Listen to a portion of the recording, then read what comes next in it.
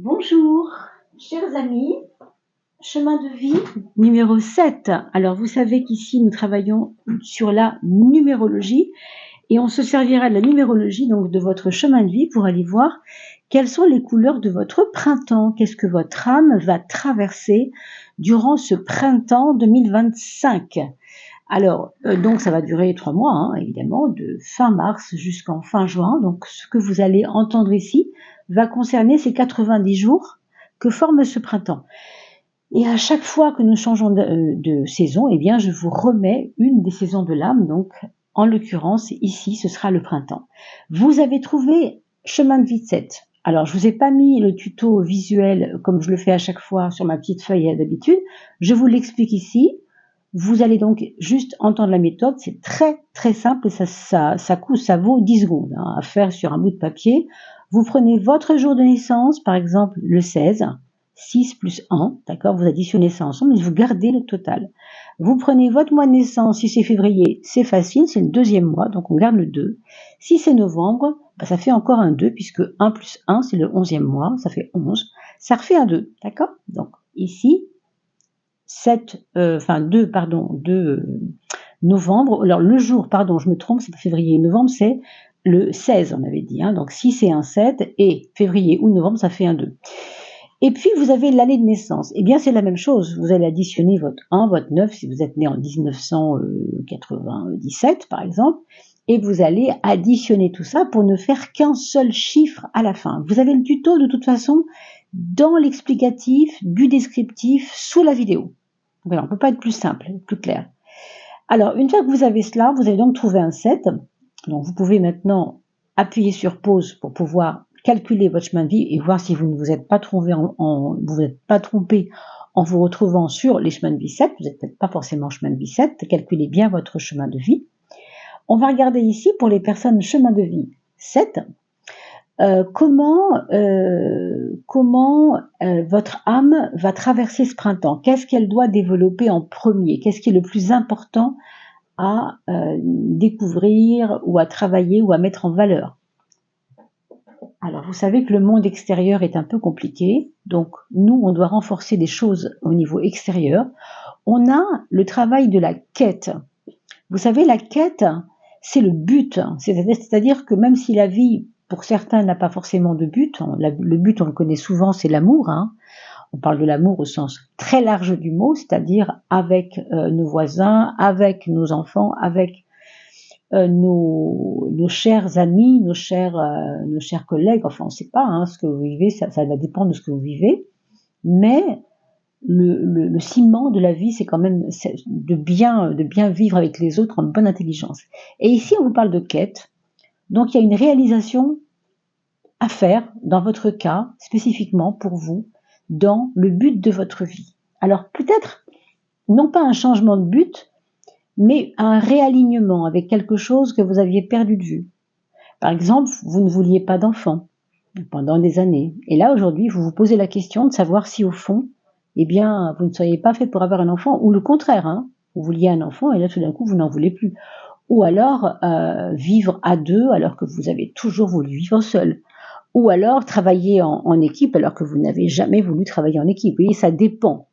Mais la quête, c'est vraiment comme une trajectoire que vous vous êtes fixée et qu'il va falloir voir ou revoir. Pourquoi? Pour l'instant, on ne sait pas encore pourquoi, mais c'est ça qui est au cœur de votre « je suis », donc, et que traverse votre âme en ce moment.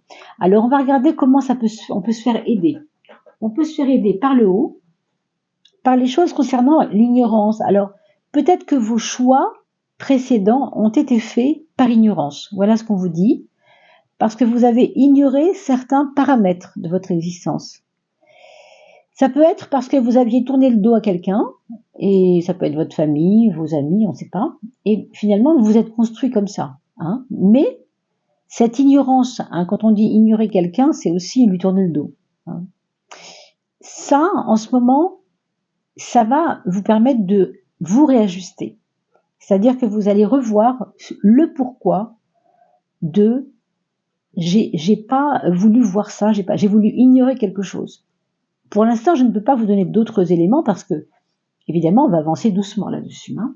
Mais on voit que l'ignorance peut être une aide, parce que l'ignorance fait partie de votre passé, mais aujourd'hui, vous reprenez les choses en main pour éclaircir la voie. Vous voyez, ici, c'est un chemin qui est un peu sombre, on voit qu'il s'éclaircit un peu au fur et à mesure que vous avancez. Donc l'ignorance vous aide parce que vous comprenez en quoi vous avez été ignorant, tout simplement, hein. Maintenant, comment vous pouvez vous faire aider par le bas, c'est-à-dire par le concret, rationnellement? Alors ça tombe bien, c'est le quotidien. Il n'y a rien de plus rationnel que les jours qui s'égrènent. Imaginez que chaque jour ici, ce soit les jours d'un mois, et que cette petit coquillage représente le mois, c'est-à-dire le mois en cours, hein, si on est au mois de mars, ou le mois, peu importe lequel. Mais ici et maintenant, dans votre mois, il y a des choses que vous allez pouvoir mettre en place dans votre quotidien et qui vont vous aider. Peut-être des bonnes habitudes, peut-être des petites façons d'agir, comme des petites pierres sur le chemin, vous voyez, pour vous éclairer et pour avancer sur votre quête, votre besoin d'avoir une trajectoire plus claire. Peut-être que vous avez toujours avancé un peu dans le vide, avec l'ignorance justement, hein. Mais comme ça vous aide, à mon avis, c'est que vous allez pouvoir transcender cette ignorance. C'est ce que je ressens ici. Qu'est-ce que vous avez déjà dépassé et qu'il ne sera plus nécessaire de revoir? Alors le je suis. Apparemment, vous êtes déjà, vous savez qui vous êtes. Enfin, je veux dire, c'est bête de dire ça parce que très souvent on dit bah oui, évidemment, je sais qui je suis. Non. Quelquefois, on ne sait pas vraiment qui on est. On est un peu dans une quête, justement, pas de quête, mais de savoir qui je suis, parce que ma maman a voulu que je fasse ça, mon père ne voulait pas que je fasse ça, ma sœur m'a toujours critiqué parce que j'étais ceci, mon oncle m'a toujours fui parce que j'étais cela, du coup j'ai préféré ignorer tout le monde. Et là on vous dit que cette valeur du je suis, de votre identité la plus profonde, hein, je ne parle pas de la personnalité, mais vraiment quelque chose d'intérieur, parce qu'on parle de l'âme ici. Ça, c'est quelque chose que vous avez déjà dépassé, donc c'est pas le nécessaire de garder ce travail ou de garder ce combat. C'est plus un combat. Je suis, ça n'est plus un combat pour vous. Vous savez très bien, au fond, ce que vous voulez, qui vous êtes, hein, et ce pourquoi vous êtes là, quelque part. Et c'est intéressant quand on a cette quête au milieu à vivre. C'est toujours être soi-même, mais en même temps, la trajectoire va peut-être évoluer, hein. Les causes profondes de ce pourquoi vous avez dépassé le je suis. On vous parle de l'ouïe. Ça veut dire que peut-être chez vous, il y a toujours eu une écoute de votre petite voix intérieure. Je pense aussi que vous avez certainement su écouter les bons conseils. Mais tout cela est dépassé, n'est-ce pas? On vient de le voir, donc n'en faisons pas des problématiques, puisqu'il n'y en a pas. C'est déjà tout ce qui est à gauche, vous allez le voir, est déjà dépassé. Il nous restera à travailler sur ce qui va être à droite, d'accord? Alors ici, vous avez ce que vous avez réglé. Alors juste avant de continuer la vidéo, je vais voir simplement si... Alors la bienveillance, pourquoi est-ce que vous avez réglé la bienveillance? Qu'est-ce que ça veut dire? Ça veut dire qu'il ne faut pas vous flageller, hein. Tout simplement, il ne faut pas tout le temps vouloir vous critiquer parce que vous avez estimé un jour que vous n'aviez pas fait ce qu'il fallait. Non, en effet, la bienveillance, c'est aussi être bienveillant avec vous-même. Et c'est déjà quelque chose que vous avez appris à faire, même vis-à-vis des autres, hein. Je pense que c'est quelque chose que vous avez appris à faire, que vous avez très bien réussi à faire. Même si vous estimez que, au fond, vous n'êtes pas complètement encore dans une bienveillance totale. Bon, après tout, on fait ce qu'on peut, hein. Si vous êtes lion, ce sera très important pour vous. Si vous êtes peut-être poisson, ça le sera un peu moins. Vous voyez, ça dépend de votre signe aussi, ça dépend de plein de choses. Mais là, évidemment, je schématise pour parler de vous, mes amis, chemin de Bicêtre, quel que soit votre signe. Quelles sont les causes profondes de ce dépassement, de ce que vous avez réglé par rapport à la bienveillance? Le discernement. C'est parce que vous avez un esprit très simple et très clair qui vous a beaucoup aidé, même si vous estimez être compliqué. Au fond, en ce moment, votre âme est en train de vous dire que le principe de bienveillance que vous avez toujours su appliquer en toutes circonstances vous a fait du bien parce que vous avez tout simplement appris à discerner. On ne peut pas être bienveillant tout le temps selon que je discerne que les choses vont pas dans le bon sens. Si elles vont dans le bon sens, je peux discerner quand c'est bien, quand c'est moins bien, et donc j'adapte et oui, je m'adapte, on pourrait dire aussi. Donc voilà, on a déjà dépassé cela, le discernement que vous avez eu dans les circonstances et dans les épreuves que vous avez traversées vous a permis de garder votre bienveillance, et ça, encore une fois, on n'y reviendra pas. J'ai abandonné. Alors, bien sûr, là, quand on parle de ce qui s'est passé il n'y a pas longtemps, ça peut être il y a 6 mois, il y a 1 an, tout ce que je vous dis là. Peut-être même votre enfance, votre jeunesse, on ne sait pas. Ce que vous avez abandonné, que vous avez déjà commencé à abandonner, c'est votre 6e sens. Vous avez, ce qu'on vous dit en fait, en gros, c'est que vous avez suffisamment développé ce qu'on appelle l'intuition, le flair, la capacité de vous projeter un peu plus loin que ce que les gens voient. C'est pas ce que je vois, c'est autre chose. Je vois plus grand que les autres un peu. Vous voyez ça? C'est quelque chose que vous devez maintenant abandonner parce que, en effet, vous n'avez plus à le prouver. Et pourquoi vous n'avez plus à le prouver? Parce que la question, là on pose la question du pranayama. Si vous êtes quelqu'un de très nerveux, évidemment, ça va être plus compliqué à expliquer ou à même comprendre.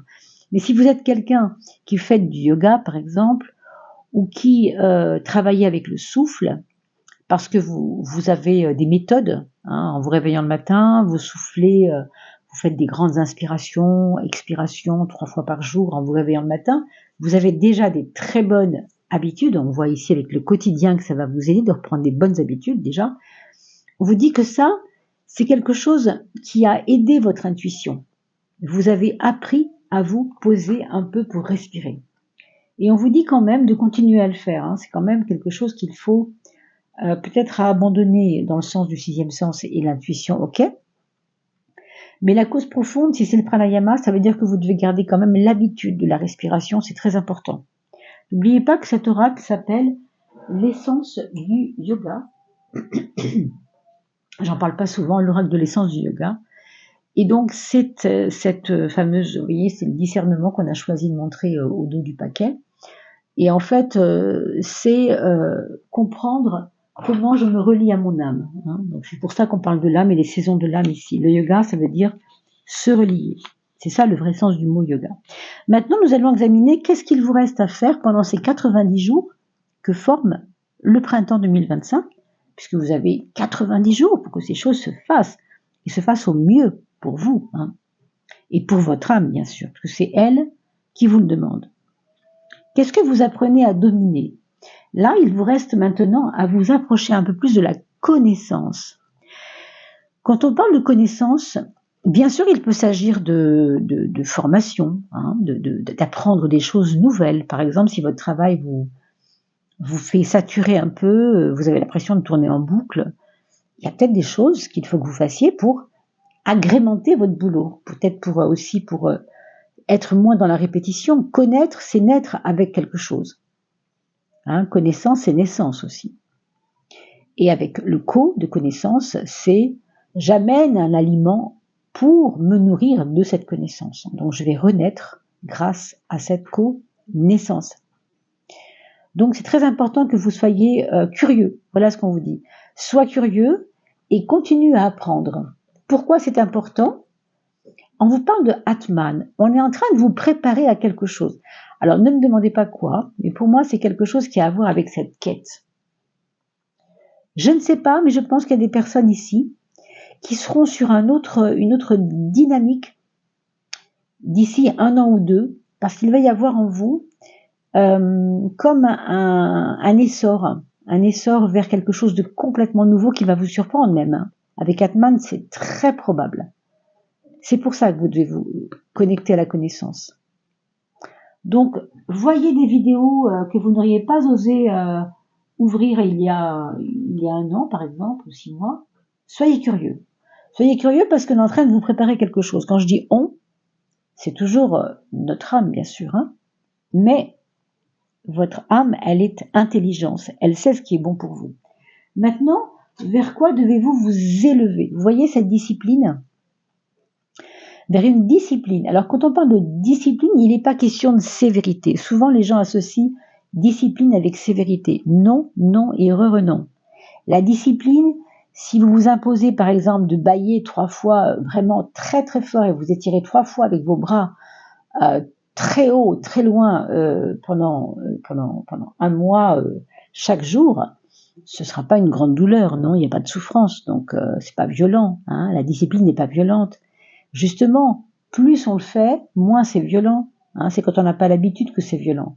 La discipline permet justement de ne pas souffrir de ce qui est nouveau, puisqu'on va s'imposer quelque chose sans que ce soit une souffrance. Hein, il n'y a pas de sévérité là-dedans, c'est juste que on a besoin quelquefois de placer, on a vu le quotidien, l'importance du quotidien, peut-être allier la discipline dans votre quotidien. Peut-être respirer avec le soleil tous les jours, peut-être vous imposer de penser à vous un petit peu, hein, dans le sens aussi de penser à vous. On va voir bien sûr un peu plus profondément. Et ici, je voulais vous dire que c'est drôle parce que vous avez la connaissance, que vous devez quand même développer ça, dominer ça. Et en même temps, vous élevez vers une discipline. Et quand on parle de connaissance, on parle de maître et d'élève. Et l'élève, on l'appelle souvent le disciple. Vous voyez? Alors, j'ai l'impression que vous allez tomber en amour, moi, avec une matière que vous connaissiez pas et qui va vraiment vous intéresser et que vous allez peut-être vous former à quelque chose. Mais bon, je ne peux pas en être certaine, bien sûr. Pourquoi c'est important, cette discipline? Les raisons profondes. Ben oui, parce que ce que vous avez à pratiquer le plus important pour ces 3 mois, c'est votre quête, c'est-à-dire le sens de votre vie, le sens de votre chemin. Quel est votre nouvel essor?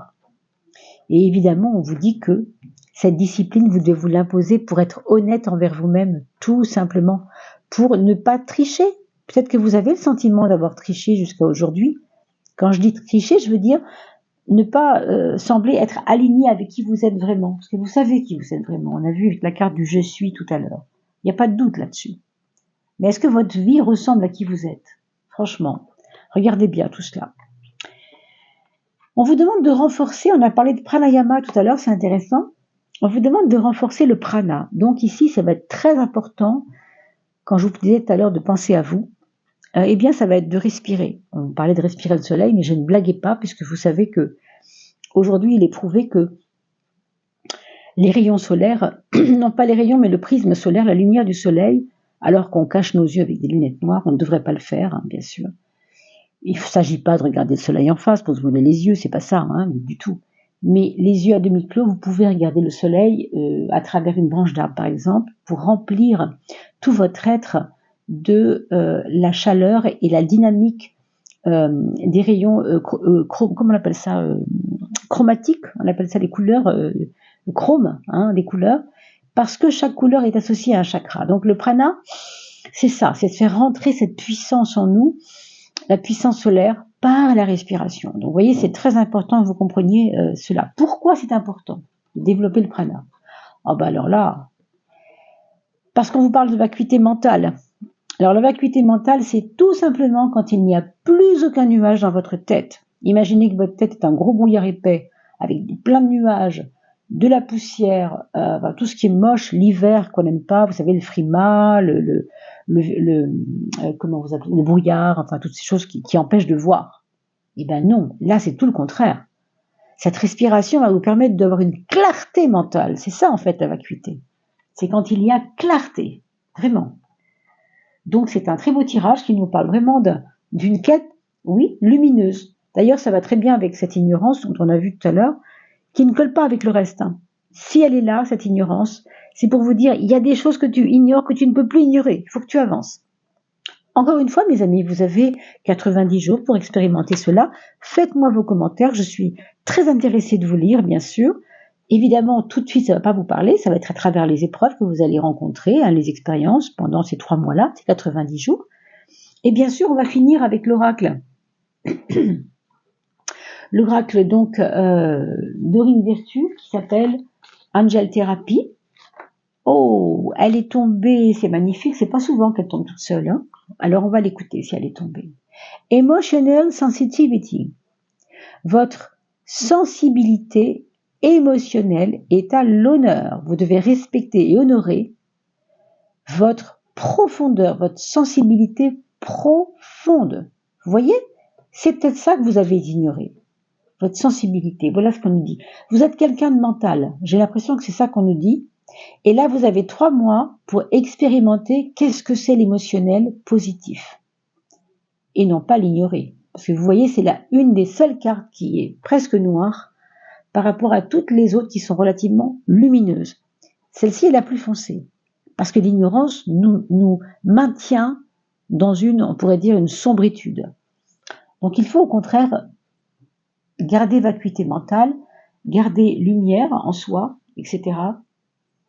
Alors voilà ce qu'on vous dit, honore et respecte ta profonde sensibilité, as it is a gift to us all, parce qu'elle est un cadeau pour nous tous. Votre sensibilité est votre cadeau, mais notre sensibilité à tous est notre cadeau. Très très joli. On voit une personne levée dans ses ailes, comme si elle se reconnaissait. Hein, là, il a ignoré qui elle était, et là, elle va se reconnaître dans ce qu'elle est de sensible. C'est vraiment très joli, hein, comme fin de tirage. J'espère que ce tirage vous aura parlé. En tout cas, je le trouve vraiment assez beau. Je vous remercie de ce petit moment avec vous. On va pouvoir parler maintenant tout bientôt des signes astrologiques pour le mois d'avril. Et bien sûr, je les mettrai dès que possible. Et puis de la fin du mois de mars aussi. Hein. Je les mets dès que possible en ligne. N'oubliez pas que c'est vous qui faites la force de l'algorithme. Donc, abonnez-vous si ce n'est pas encore fait. Mettez un petit pouce. Et puis surtout, partagez ces vidéos. C'est très important. Puisqu'il y a encore beaucoup de monde qui ne connaît pas ma chaîne. Faites-moi l'amitié de la faire connaître à travers vos envois et vos cadeaux. À bientôt. Prenez bien soin de vous.